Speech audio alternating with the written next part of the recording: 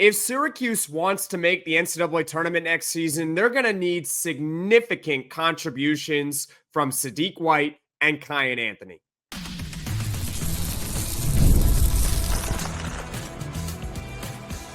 You are Locked On Syracuse, your daily podcast on the Syracuse Orange.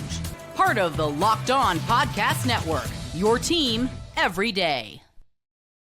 Hello, everyone, and welcome into Locked On Syracuse. I'm Jackson Holzer, and thank you for making us your first listen of every single day here on the Locked On Podcast Network, your team every day. Of course, we're always free and available wherever you get your podcasts. And on today's show, we are going to discuss the roles of every single freshman in Syracuse's 2025 high school recruiting class. Later on in the show, we'll talk about Luke Fennell and Aaron Womack. We'll also discuss Sadiq White in this episode. And first, we're going to start off the podcast talking about Kiyan Anthony. All that and more here on today's edition of Locked On Syracuse. But before we get to everything, today's episode is brought to you by Monarch Money. Take control of your finances with Monarch Money. Use code LOCKEDONCollege at monarchmoney.com for 50% off your first year.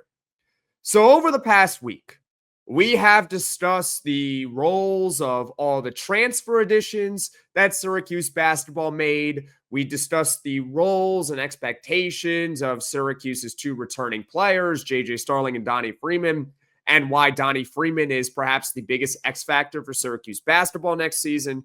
Now it's time to talk about the four freshmen coming into Syracuse basketball next season. You got Sadiq White, you got Kiyan Anthony, you got Luke Fennell, and you got Aaron Womack. And right off the bat, if Syracuse is to make the NCAA tournament next season, they are going to need significant, immediate contributions from two of their four freshmen, which would likely come from Kiyan Anthony and Sadiq White. And speaking of Kiyan Anthony, let's start with him and his role and expectations for next season. Kiyan Anthony is 6'5". He is a 185-pound shooting guard, and he is the son, of course, of Carmelo Anthony, who led Syracuse to their only national championship in 2003. As far as where Kiyan Anthony ranks in the major recruiting services, he's pretty high up there. On ESPN, he's 35th overall. 24/7 Sports, 32nd overall in the country. On three, he's 29th in the country, and Rivals, he is 48th in the country. So overall, Kiyan Anthony has a range anywhere between 29th in the country and 48th overall in the country. So consensus top 50 recruit. He's ranked as high again as 29th. This is what you would call, or at least what I would call, a top high school recruit. Someone who could make an immediate contribution in college basketball. Obviously, he's coming here with a lot of excitement, given that he is the son of Carmelo Anthony, but there's also a lot of pressure on him because he is the son of Carmelo Anthony. So let's get ahead of this right now when it comes to Kiyan himself. I would love to be wrong on this, but I want to be fair. Kiyan Anthony is most likely not coming to Syracuse basketball and leading the team to a national championship in year one like his father. Carmelo Anthony was the number one recruit in the country when he committed to Syracuse in 2002. Kiyan Anthony, as we just mentioned, is a terrific prospect, top 30 guy.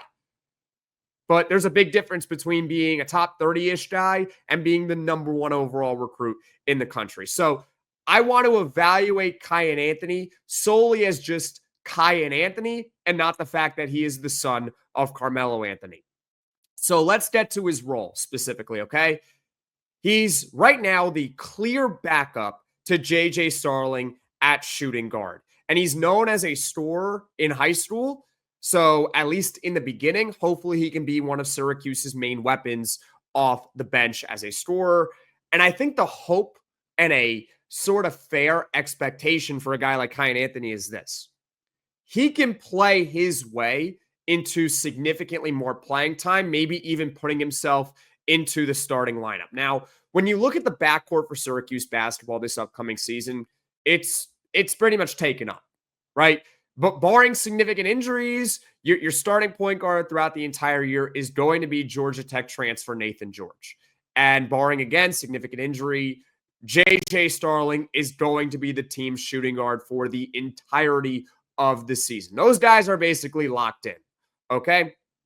But when I look at small forward, I do think it's up for grabs. Now, Nate Kings is, at least for right now, penciled in as the starting small forward. And I'm not trying to diss Nate Kings. In fact, I really like the addition of Nate Kings. He averaged nearly 12 points a game last season at Oregon State, and he shot nearly 45% from the three-point line at Oregon State a year ago. So he's an elite shooter. He can score a little bit off the dribble. I like Nate Kings. But if you go back to what I said about Nate Kings in that initial podcast we did when Syracuse got him in the transfer portal, I mentioned how his ideal role is not necessarily to be in the starting lineup. It would be for him to come off the bench and to be that sixth man.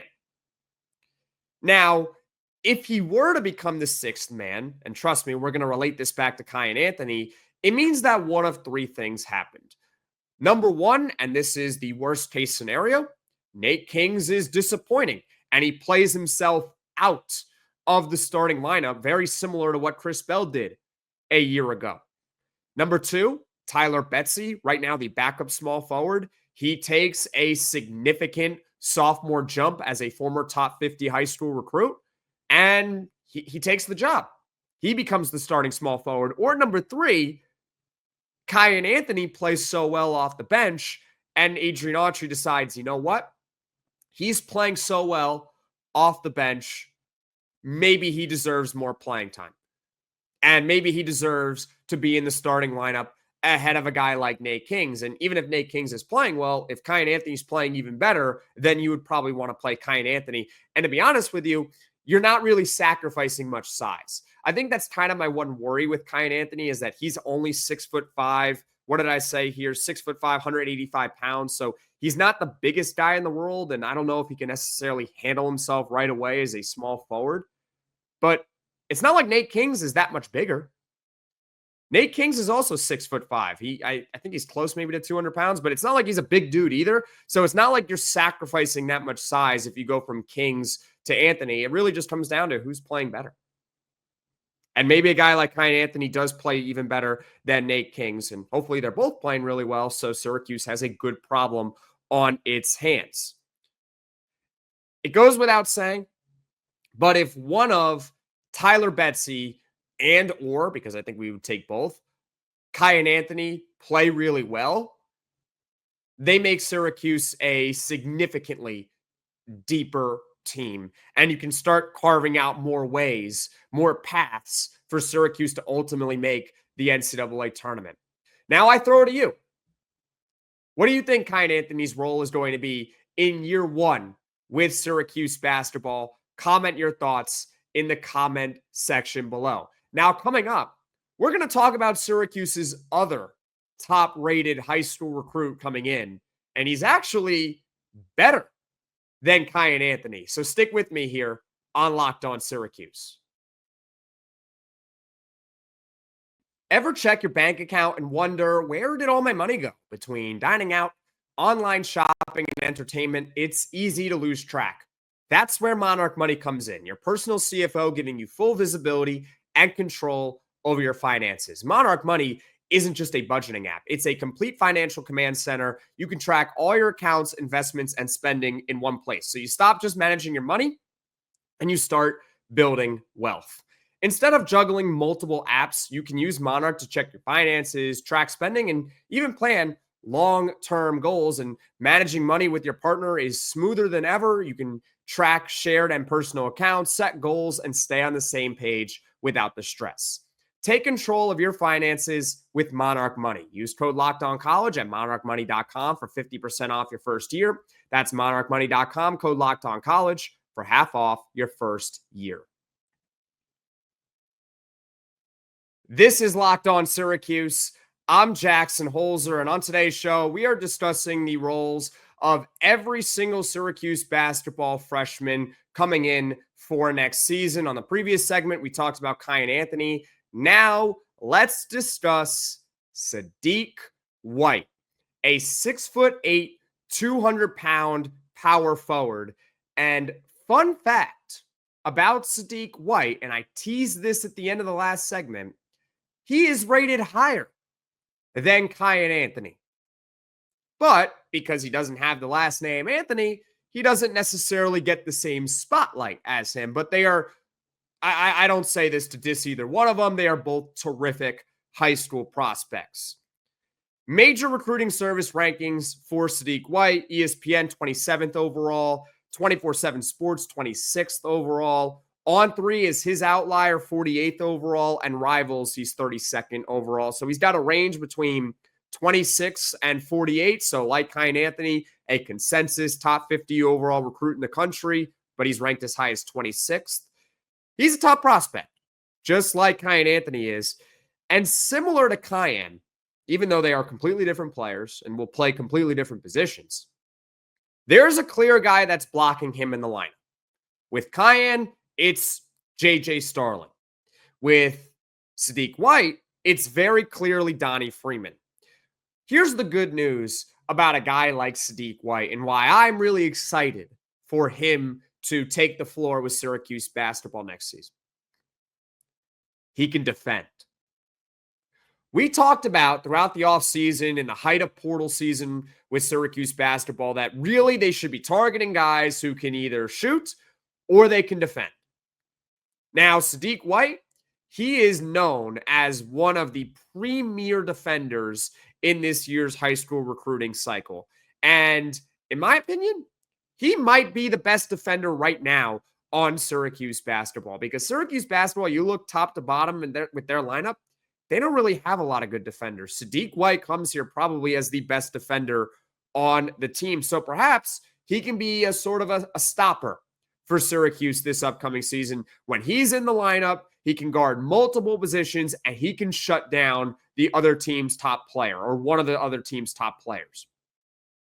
That's hopefully what a guy like Sadiq White can do when he is on the floor, which is provide an immediate impact on defense. Now, as far as his offensive game, here's what we know about Sadiq White. He is ultra athletic. He is someone who can get out in the break and he can play well above the rim. Ultra athletic, freaky, a guy who probably is going to have a couple of highlight reel dunks throughout the season, going to get some and ones in there as well.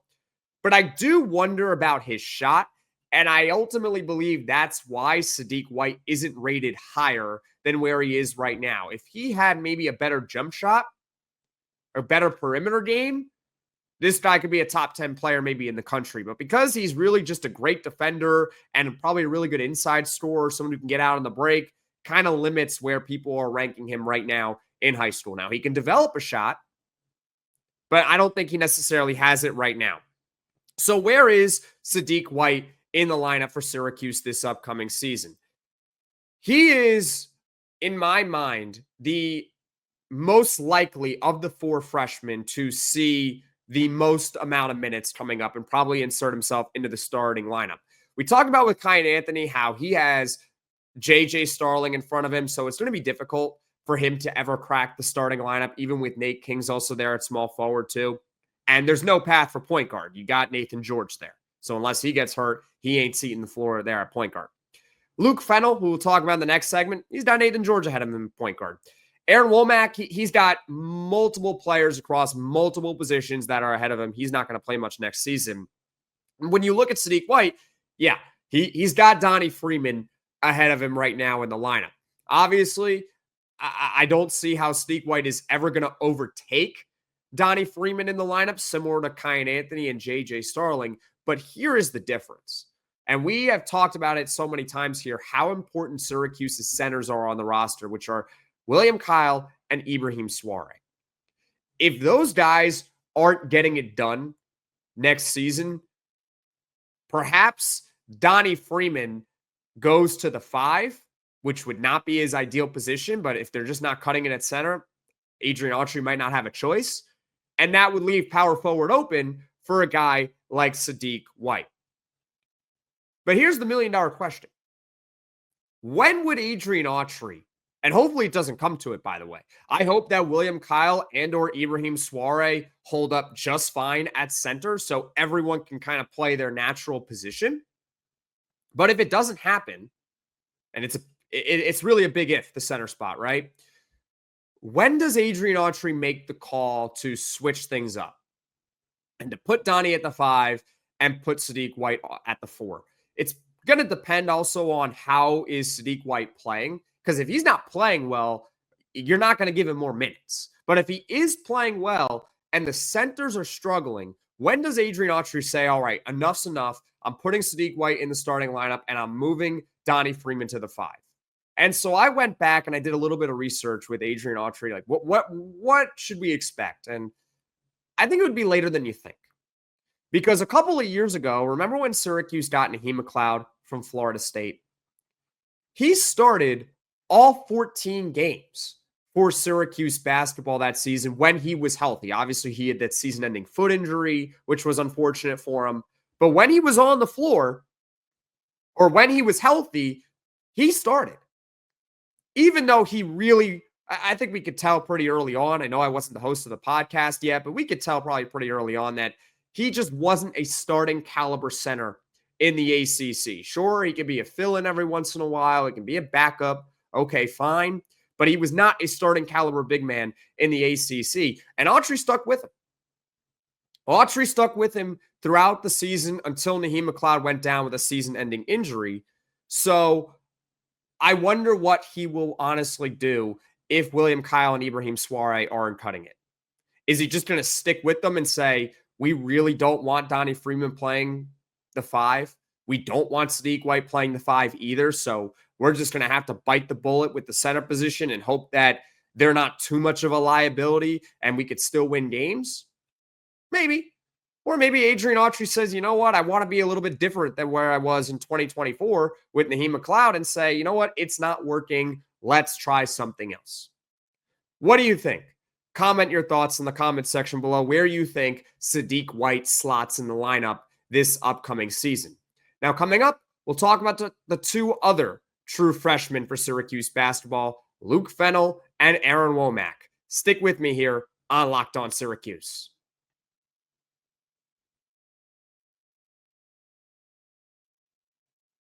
The next two freshmen that we're about to discuss here on this podcast really don't necessarily have the biggest role or the biggest expectation this upcoming season for Syracuse basketball. It's not to call them bad players or anything like that, but for a couple of reasons, it doesn't seem like these players are going to see the floor all that much this upcoming season. But because they're in this freshman class and because they likely will see the floor at some point during the year, let's talk about these two players, Luke Fennell and Aaron Womack. And we will start with Luke Fennell, a 6'6", 190-pound point guard or shooting guard from Australia. Now, Coach Adrian Autry had really high praise for Luke Fennell a few weeks ago in State of the Program address. It was a 48-minute interview with Autry and GM Alex Klein, and Matt Park was the interviewer. And they were talking about the program in general, and we had a reaction on this podcast with Neil Adler from Inside the Loud House, and we kind of discussed Luke Fennell a bit on that podcast because they talked about in length about the freshman class. But back to my original point here, Autry had high praise and basically called Luke Fennell a top 25 player overall had he been in America. But I do have to call out Adrian Autry here. I am an Adrian Autry critic. I praised him on the last show, though, talking about Donnie Freeman and JJ Starling and how he was able to get him back, even though, yeah, money was certainly involved. You know, relationships still matter in recruiting and in portal retention as well.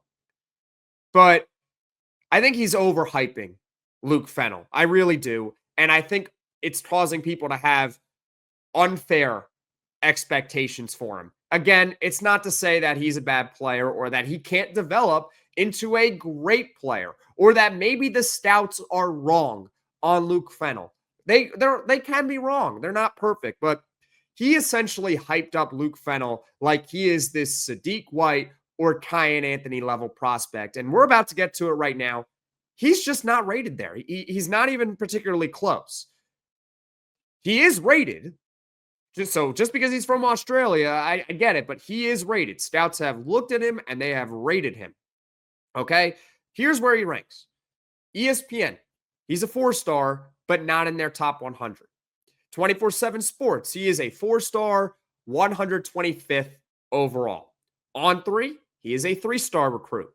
Rivals, 4-star, not in their top 100. So he is a 4-star recruit on 3 of the 4 major recruiting services, which is nice, but he's not top 100 in any of them.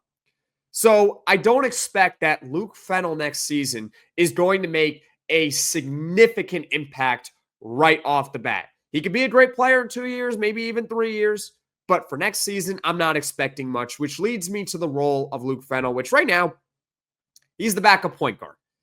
I don't think Syracuse is asking too much from Luke Fennell this upcoming season because they got Georgia Tech's Nathan George, who is likely going to see 34 to 36 minutes per game on average. He's going to play a ton next season for this team. So if Nate George at point guard is playing about 35 minutes a night, and you also got JJ Starling playing a lot, and behind JJ Starling, there's Kiyan Anthony,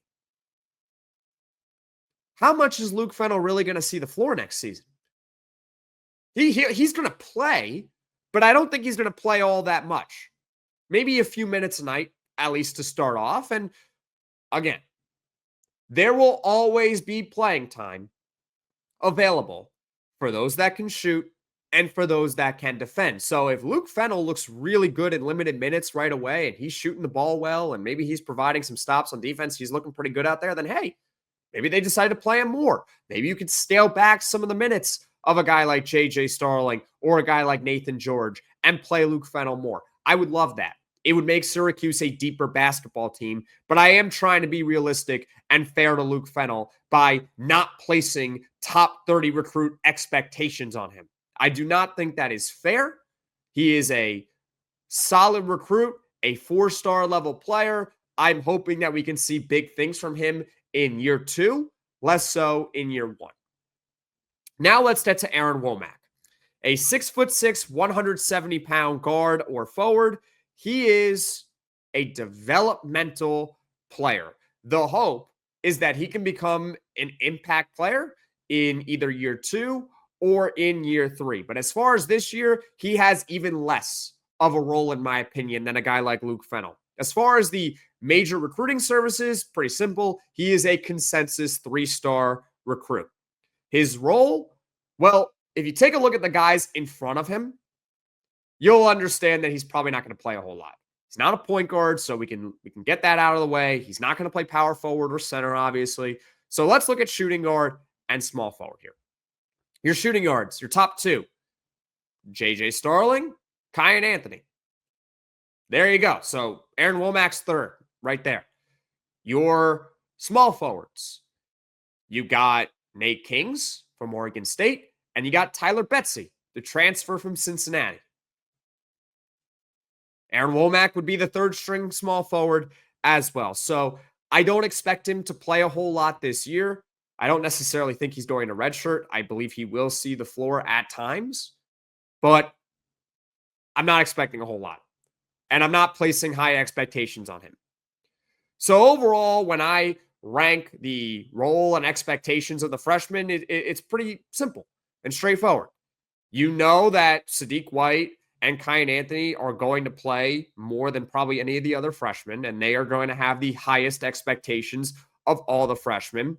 Luke Fennell, I'm hopeful about, but I'm not necessarily expecting too much in year 1, especially because you got a guy like Nathan George as your starting point guard already, so you don't need him to be a high-impact player right away. And then you got Aaron Womack, who is a developmental guy. That if Syracuse basketball, they win a lot of games this upcoming season and a lot of things break right and they make the NCAA tournament, which causes the coaching staff to run it back, then hopefully Aaron Womack can stick around and we can see him develop into a really good player in year 2 or in year 3 for Syracuse basketball. But now I throw it to you. Am I wrong? Am I crazy? Am I underestimating the other 2 recruits in Syracuse's recruiting cycle, Luke Fennell and Aaron Womack? Comment your thoughts in the comments section below. Your expectations and your role for Luke Fennell and Aaron Womack this upcoming season.